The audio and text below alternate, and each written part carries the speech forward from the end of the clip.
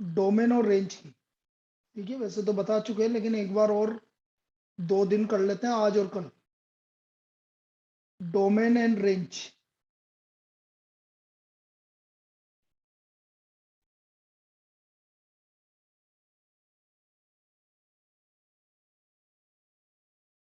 एक सेकेंड, फिर दिक्कत है।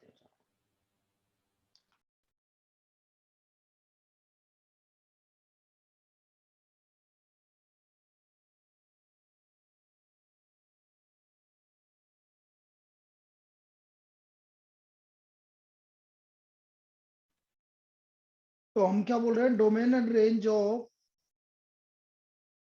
फंक्शन।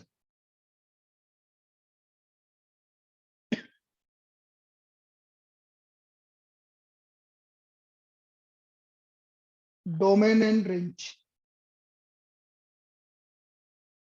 जैसे कि मैं आपसे बोल रहा हूं कि कोई भी फंक्शन है एफ एक्स इक्वल टू, मैंने बोल दिया x-3/2x+5। अब मुझे इसका डोमेन और रेंज निकालना है। तो सबसे पहले मैं डोमेन की बात करता हूं। डोमेन, डोमेन में क्या होता है कि पहली चीज जो हमें ध्यान रखनी है वो है कि भाई जो अनरूट में आ रहा है वो कभी नेगेटिव नहीं होना चाहिए, और डिनोमिनेटर कभी भी 0 के इक्वल नहीं होना चाहिए। Denominator is not equal to 0, और अनरूट एक्स में एक्स का वैल्यू हमेशा ग्रेटर देन इक्वल टू। ये दो इंपॉर्टेंट चीजें जो हमें पता होनी चाहिए। एक तो यदि आपका आया P/Q, तो denominator Q will not be equal to 0, first चीज। और रूट एक्स है तो एक्स का value greater than equal to 0। ये दो चीजों का आपको स्पेशल ध्यान रखना। तो यहां पर हम देख रहे हैं कि 2x+5 डिनोमिनेटर में आ रहा है, रूट में तो आ नहीं रहा।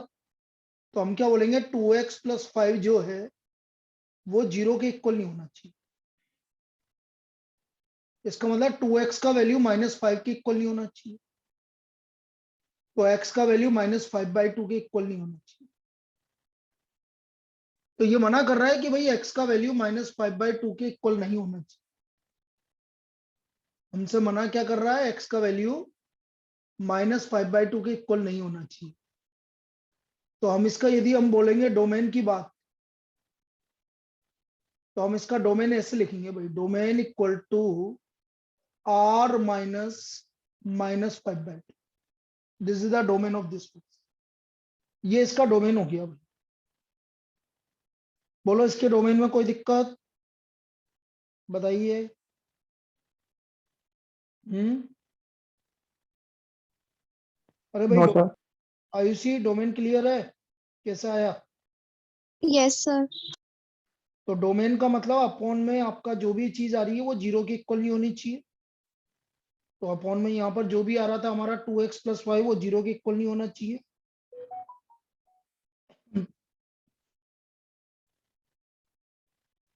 चलिए, अब ये तो पहली चीज होगी। अब मैं इसके रेंज की बात करूंगा भाई, कि रेंज कैसे निकालेंगे इसका।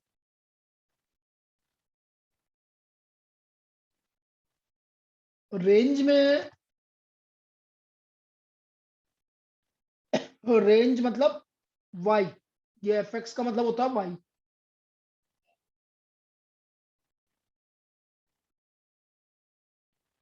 अब मैं इसको क्रॉस मल्टीप्लाई कर लूंगा,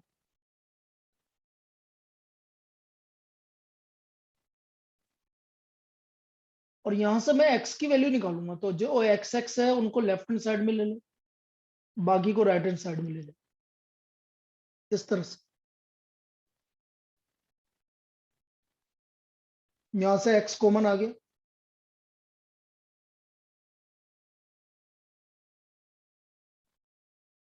तो x का वैल्यू आ गया हमारा -3 -5y अपॉन 2y-1।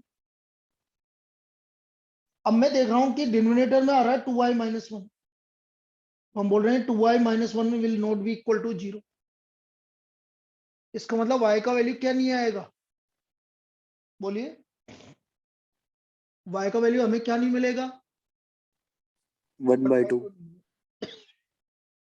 तो इसका रेंज आ गया आपका r minus 1/2। This is the range of this function. ये इसका रेंज हो गया। आई बात समझ में? अब इसका कहने का क्या मतलब है? इसके कहने का मतलब है कि आप -5/2 नहीं रख सकते एक्स की जगह, और आप जो भी रखोगे लेकिन आपको कभी भी 1/2 नहीं मिलेगा।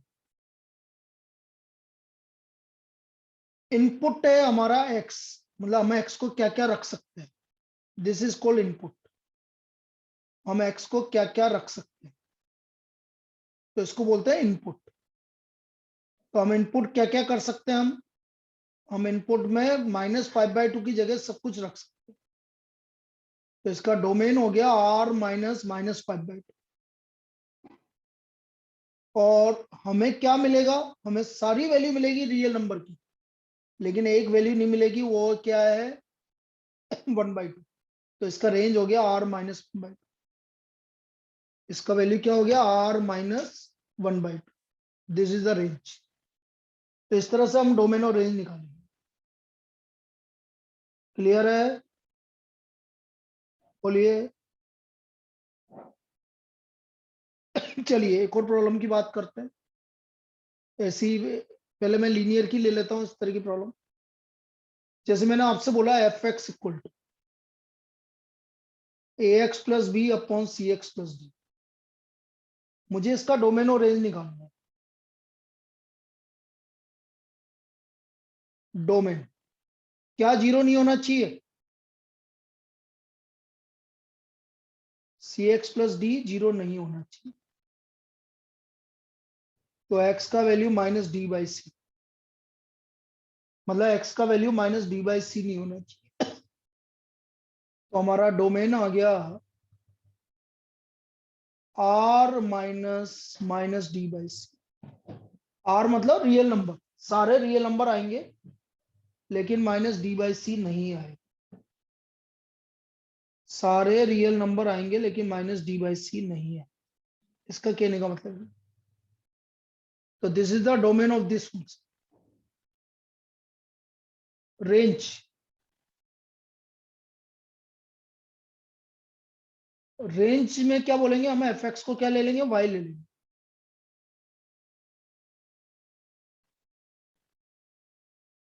सी एक्स प्लस डी। तो ये हो गया आपका सी वाई एक्स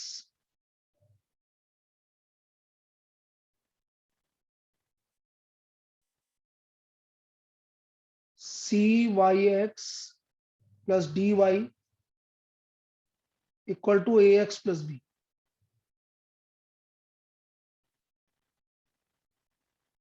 ए एक्स प्लस बी।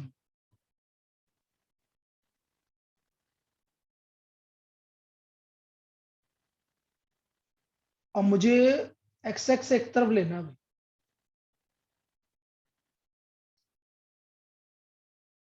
ये हमने एक्स एक्स एक तरफ ले लिया।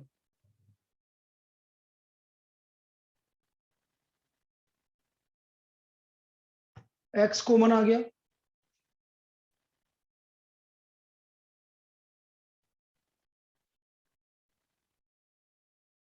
तो एक्स का वैल्यू आ गया b minus d y upon c y minus b minus d y upon c y minus. अब अपॉन में क्या आ गया भाई? C y minus a is not equal to 0। तो हमारा y का वैल्यू क्या नहीं आना चाहिए भाई? y का वैल्यू क्या नहीं आएगा हमारे पास? बोलिए।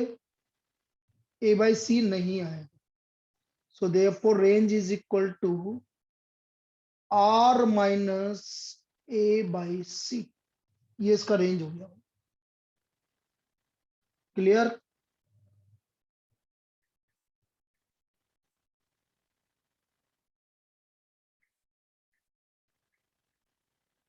क्लियर? Yes sir. चलिए लिख लीजिए, this is domain and range. तो ये डोमेन और रेंज हो गया।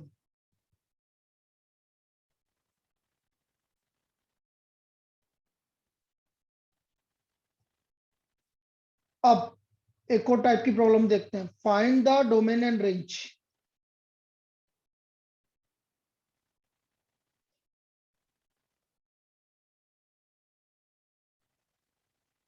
Of function f x equal to under root x minus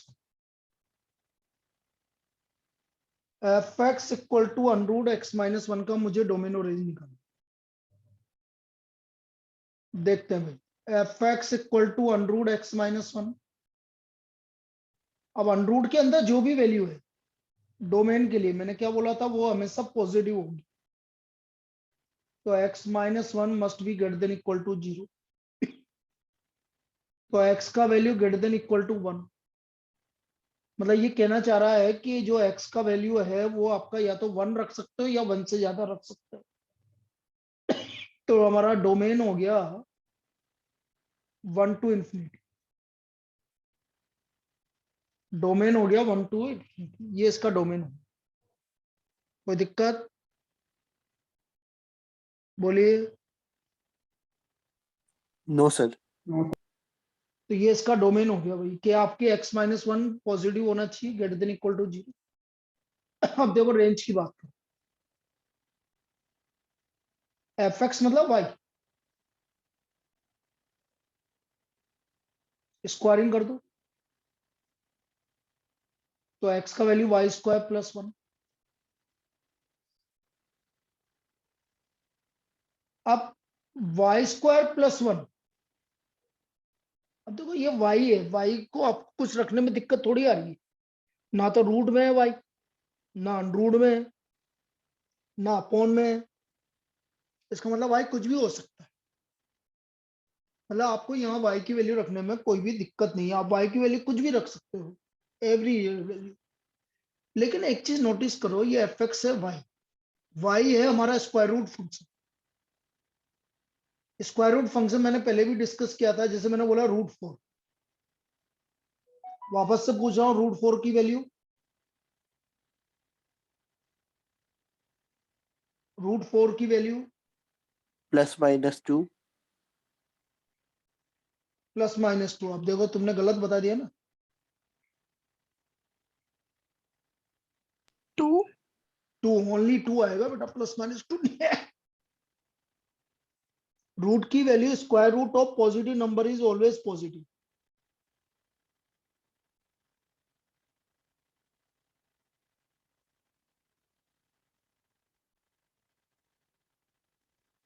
root four is equal to two. कभी भी पॉजिटिव नंबर का स्क्वायर रूट नेगेटिव नहीं आता है, मतलब रूट फोर की वैल्यू हमेशा टू आएगी। तो यहां पर ये रूट है और अंदर आपने बोला पॉजिटिव वैल्यू है, तो y की वैल्यू कभी नेगेटिव नहीं आएगी। तो y की वैल्यू कभी नेगेटिव नहीं आएगी, तो आप क्या लिखोगे यहां पर, देखो इसका solution, y cannot be negative. क्यों? क्योंकि y एक स्क्वायर रूट फंक्शन है। तो y नेगेटिव नहीं होगा तो y कहां से क्या होगा भाई, या तो y की वैल्यू जीरो होगी या जीरो से ज्यादा होगी। इसका मतलब y belongs to zero to infinity, zero to infinity, ये आपकी रेंज होगी। आया क्या समझ में? इसका रेंज आ गया जीरो टू इंफिनिटी। भाई आपको यहां से पता लग रहा है कि y तो कुछ भी हो सकता है, कोई भी रियल नंबर हो सकता है, लेकिन हमें यहां से पता लग गया कि y की वैल्यू कभी नेगेटिव नहीं आएगी। तो नेगेटिव नहीं आएगी तो इसका मतलब क्या हुआ, या तो जीरो आएगी या जीरो से ज्यादा आएगी। आया? क्लियर है क्या? बोलो बेटा। भाई किसी को दिक्कत है तो बोलो, अपन डिस्कस करने के लिए तैयार हैं कि भाई ये नेगेटिव क्यों नहीं हो सकता या पॉजिटिव ही क्यों होता है। और क्लियर है तो आगे चले। सर इसमें y की वैल्यू पिछले क्वेश्चन की तरह क्यों नहीं निकाली? पिछले वाले की तरह ही तो निकालिए।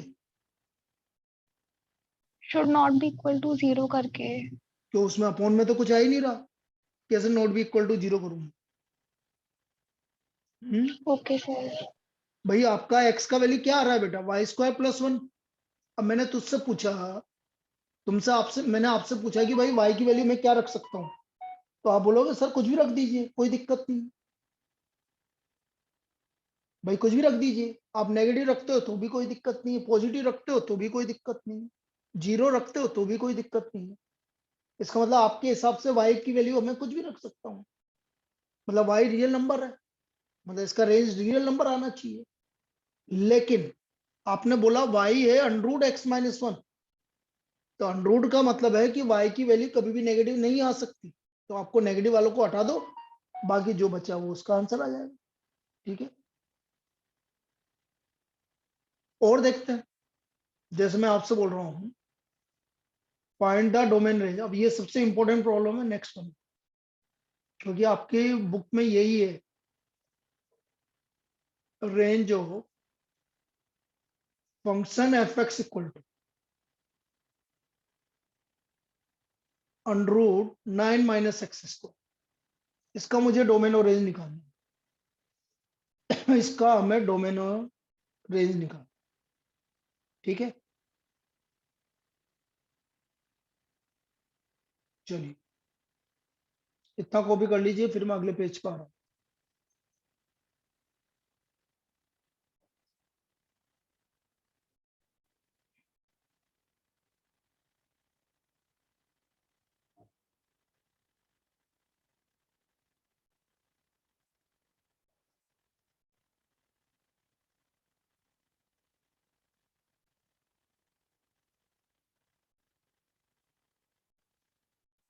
डोमेन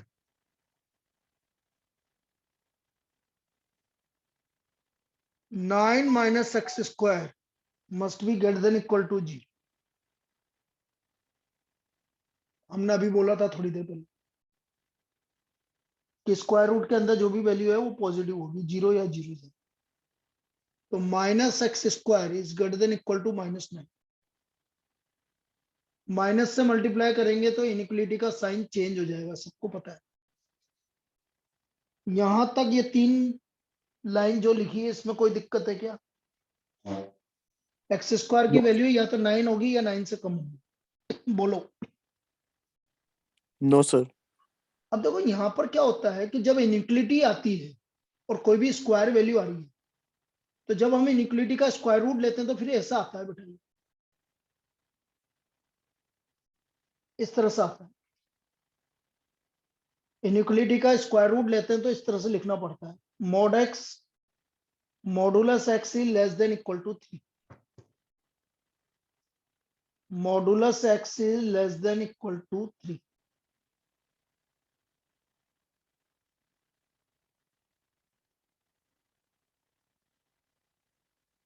यहां तक कोई दिक्कत? अब modulus x less than equal to 3 का क्या मतलब है ये भी समझ लीजिए। Modulus x less than equal to 3 का मतलब होता है कि एक्स का वैल्यू जो है वो -3 और +3 के बीच में लाई कर रहा है।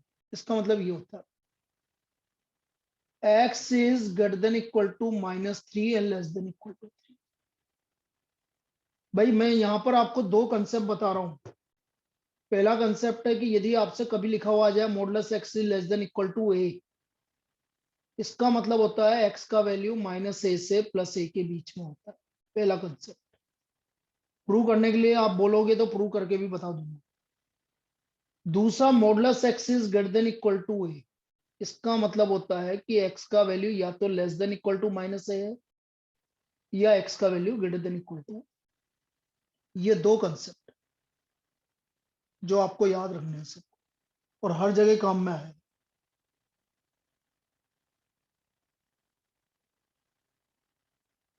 पहला, modulus x is less than equal to a, तो एक्स का वैल्यू -a से +a के बीच में आएगा। X is greater than equal to -a and less than equal to a। और दूसरा concept, modulus x is greater than equal to a, तो एक्स का value less than equal to -a और x is greater than equal to, और x is greater than equal to a।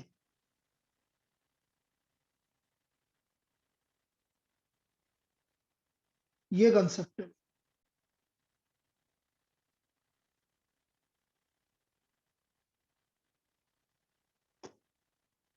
अब यहां पर आया modulus x is less than equal to 3, मतलब x का वैल्यू -3 और +3 के बीच। तो बेटा इसका डोमेन हो गया आपका -3 से लेकर +3, ये इसका डोमेन है। This is the domain of this function. Clear? बोलिए। Yes, sir. अब हम बात कर रहे हैं रेंज की। Range y,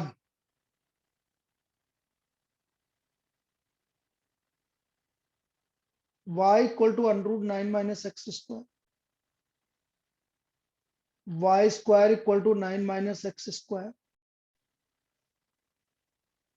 x square equal to 9 - y square, तो x equal to √9 - y square. अब मैं क्या बोल रहा हूं कि √ के अंदर की वैल्यू आपकी ग्रेटर देन इक्वल टू 0, बिल्कुल वैसे के वैसे करा, वही सेम करा। -y square is greater than equal to -9, minus से मल्टीप्लाई किया तो less than equal to 9, square root लिया तो modulus y less than equal to 3। अब modulus y less than equal to 3 का मतलब y की वैल्यू किस किस के बीच में आनी चाहिए मेरे हिसाब से? वही वापस से किसके बीच में आनी चाहिए? बोलिए। जैसे ऐसे लिखा है वैसे ही यहाँ आएगा। y की वैल्यू किस किस के बीच में आनी चाहिए?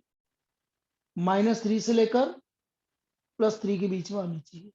लेकिन बेटा ये y लिखा हुआ है, ये y की वैल्यू क्या नहीं हो सकती? Negative. नेगेटिव नहीं हो सकती। तो आप क्या लिखोगे? y cannot be negative.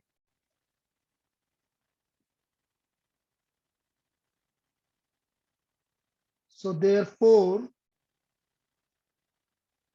y is greater than equal to 0, 0 से स्टार्ट होगी भाई, 0 to 3। तो हमारा रेंज आ गया 0 to 3। y की वैल्यू नेगेटिव नहीं हो सकती, इसलिए हमारा रेंज क्या आ गया? 0 to 3। इस तरह से इस फंक्शन का रेंज निकलेगा। अब बोलो भाई कहां पर किसको क्या दिक्कत आई? बोलिए। अभी तो इस वाले प्रॉब्लम में जो भी बताया उसमें कहां कहां दिक्कत आई वो बताइए। कोई कंसेप्ट में दिक्कत आई तो वो बोलो, कोई स्टेप समझ में नहीं आया तो वो बोलो। बोलिए।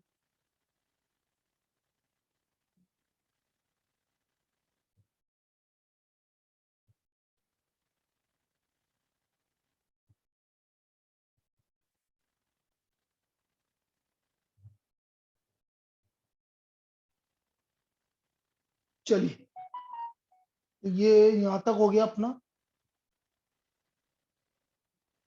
एक और करते हैं इसी टाइप की problem. Find the domain and range of.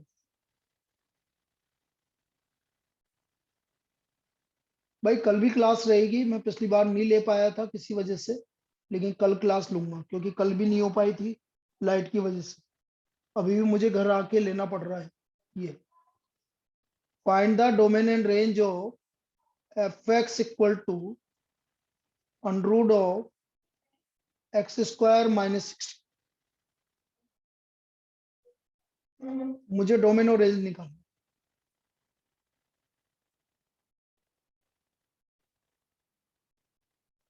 Domain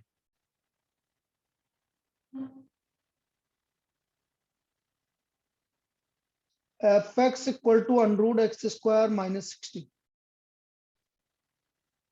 तो हम बोलेंगे बेटा √ के अंदर जो भी वैल्यू है must be greater than equal to g।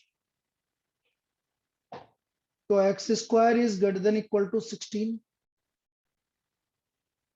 तो mod x is greater than equal to 4। और अभी थोड़ी देर पहले क्या बोला था बेटा? Modulus x greater than equal to 4 का क्या मतलब होता है? कि या तो x का value less than equal to -4 होगा या x का value greater than equal to 4 होगा। तो इसका डोमेन आ गया हमारा -∞ to -4। union 4 to infinity. This is the domain of this function. ये इसका डोमेन होगा. क्लियर? बोलिए. x is less than equal to -4 और x is greater than equal to 4. ये हमारा डोमेन ऑफ द फंक्शन है. इसमें कोई डाउट?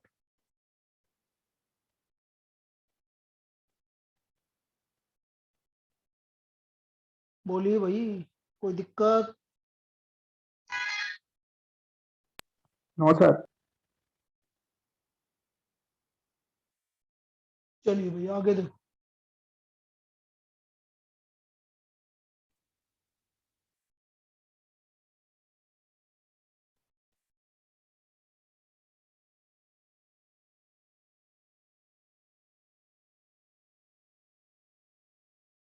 अब रेंज की बात करते हैं.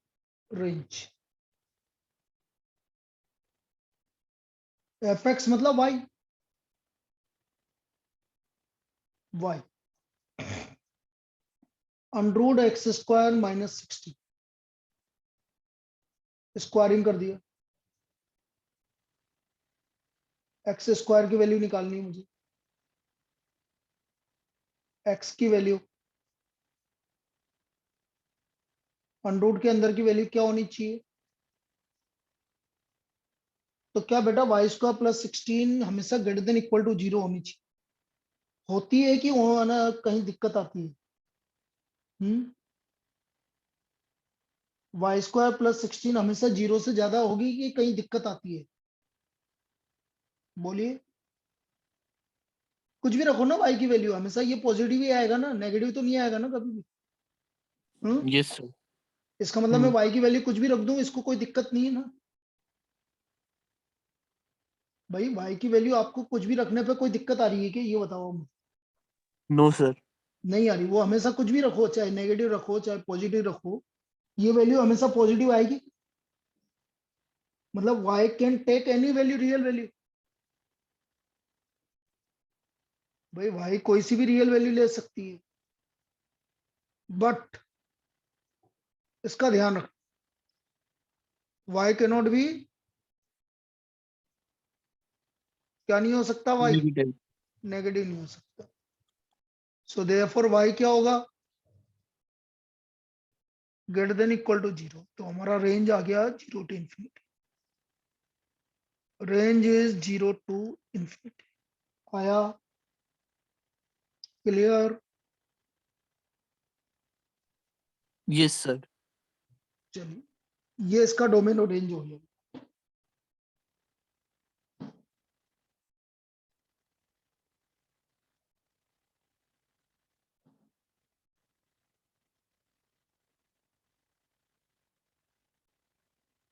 अक्सर तुम्हारे पेपर कब से हैं? अभी कोई आइडिया नहीं? हाँ सर, अभी तो डिस्कस नहीं हुआ ठीक है. सर. फिर भी मार्च के फर्स्ट वीक से बता रहे हैं. मार्च के फर्स्ट वीक में ना, अभी तो अपने पास फरवरी पूरा है. आज क्या यस. तारीख है? 5. तो एक काम करते हैं पहले भाई, मैं सोच रहा हूँ कि पहले ट्रिग्नोमेट्री रिवाइज करवा देते ताकि 11th का काम पूरा, और फिर इधर का स्टार्ट कर देंगे. ठीक है? Okay sir. क्योंकि बेटा फरवरी फरवरी में तुम्हारा एंड करेंगे, और फिर है ना जिसको भी पढ़ना होगा 12th, फिर 12th स्टार्ट करेंगे. ठीक है? Okay sir. हाँ. अब जैसे तुम्हारे वहां पर तो है ना 23 तारीख से 21 तारीख से चालू कर रहे हैं वो है.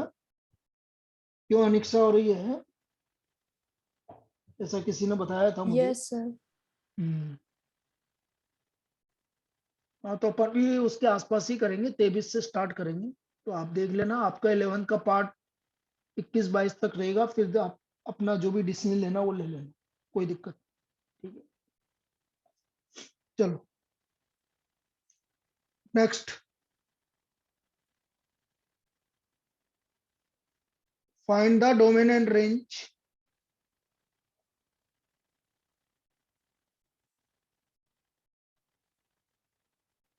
of function fx equal to under of x minus 1 upon x minus 2। अब ये थोड़ी सी डिफरेंट टाइप की प्रॉब्लम है, आपके एनसीईआरटी में ऐसी कोई भी प्रॉब्लम नहीं है, लेकिन समझाने के लिए मैं आपको बता रहा हूँ। Under of x minus 1 upon x minus 2।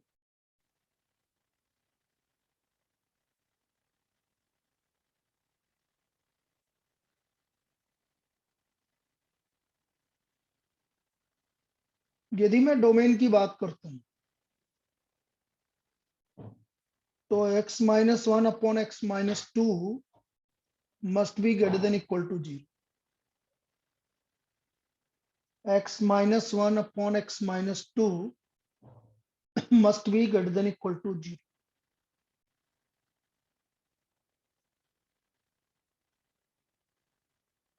Number line, अब नंबर लाइन का यूज कैसे होता है बेटा समझ लो। ऊपर वाला वैल्यू 0 कब हो रहा है भाई, बोलो। ऊपर वाला +1 वैल्यू 1, तो +1 ये मैंने मार्क कर दिया। नीचे वाला वैल्यू 0 कब हो सकता है भाई, किसी ने बोला सर हो ही नहीं सकता, लेकिन फिर भी 0, मतलब इसको नीचे वाले को 0 कर रहे हैं तो x की वैल्यू क्या आ रही है, 2 आ रही है। इसको भी मार्क कर दिए।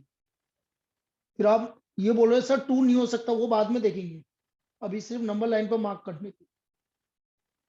एक्स पॉजिटिव है तो हमेशा यहां से पॉजिटिव नेगेटिव पॉजिटिव ऑल्टरनेट चलता है इधर से, इस जगह इधर की तरफ से।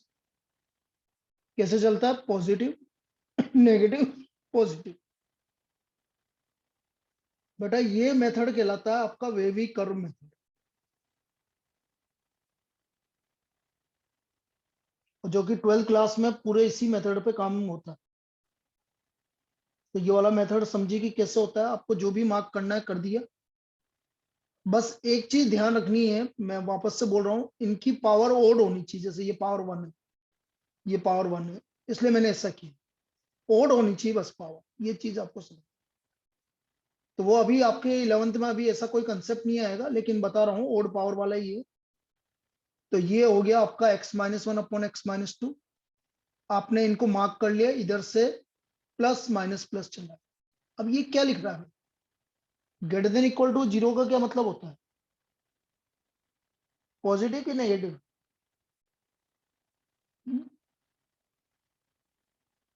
ग्रेटर देन इक्वल टू 0 का मतलब पॉजिटिव होता है कि नेगेटिव होता है। पॉजिटिव। तो पॉजिटिव कहां से कहां तक आ रहा है बेटा आपका, इस नंबर लाइन पे देखो कहां से कहां तक आ रहा है, माइनस इनफाइनाइट से लेकर 1 तक आ रहा है और 2 से लेकर इनफाइनाइट तक आ रहा है। तो हम बोलेंगे इसका डोमेन जो हुआ x बिलोंग्स टू, देखो माइनस इनफाइनाइट टू 1 के लिए बारे में डिसीजन यहां से लेंगे। 1 न्यूमरेटर से मिल रहा है इसलिए 1 इंक्लूड होगा क्योंकि इक्वल टू 0 है। यूनियन 2 इंक्लूड नहीं होगा, पहले ही मना कर चुका था, up to infinite. This is the domain, ये इस फंक्शन का डोमेन हो। मतलब आप x का वैल्यू माइनस इनफाइनाइट से 1 के बीच में कोई भी वैल्यू ले सकते हो और 2 से इनफाइनाइट के बीच में कोई सी वैल्यू ले सकते हो। यदि ऐसी वैल्यू लोगे तो ये कभी भी नेगेटिव नहीं आएगा, ये हमेशा पॉजिटिव आएगा। जैसे आपने बोला सर ऐसे कैसे, माइनस इनफाइनाइट से 1 के बीच में कोई सी वैल्यू ले लो। सपोज आपने 0 ली, 0 माइनस 1 0 माइनस 2, 1/2 आ रहा पॉजिटिव, नेगेटिव आ ही नहीं सकता। इस रेंज में जो भी वैल्यू लोगे उस पर नेगेटिव नहीं आएगा, इसलिए इसका डोमेन आ गया minus infinite to 1 union 2 to. Clear है, डोमेन में कोई डाउट बोलिए। रेंज थोड़ा सा नो हार्ड है, सर। रेंज में आपका आई थिंक मैं पहली बार ही ये कंसेप्ट बता रहा हूँ तुम्हें रेंज का, सर लेकिन रिजाइन चलो। कर ले क्या, अभी तो टाइम है। 2 मिनट ही तो है। हाँ तो फिर वो 2 मिनट के बाद तो खत्म ही हो जाएगी क्लास, फिर अगली क्लास चालू हो जाएगी मेरी। चक्कर ही 53 तो हो चुके हैं ना वैसे। वाई स्क्वायर कल कर लेंगे, कल कोई दिक्कत। x minus 1 upon x minus cross multiply.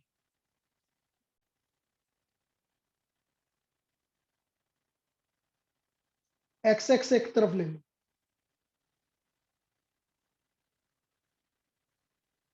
X common ले लिया,